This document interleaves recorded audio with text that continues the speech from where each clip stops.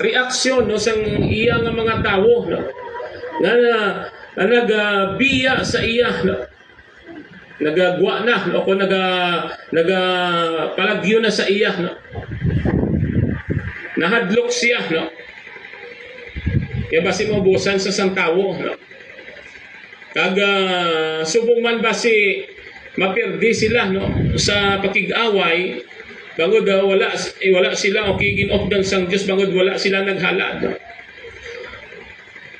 So ang hindi niya dapat nga himuon ginhimo iya no. So seeking sa all okay not authorized no. Sa pag execute o kisang sang priesthood duty no. Hindi siya hari no.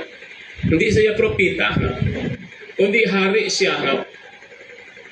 May ginatulinan o kung mandato kung sino gidya ang may ara kinamatarong sa paghalad no kag wala sang ibang kundi si Samuel no pero ang obra ni Samuel gin obra ya ang ginsugo sa iya no wala ya ini nga konsentritan no kundi nag-intra sa iya sa trabaho nga hindi man iya obligasyon no.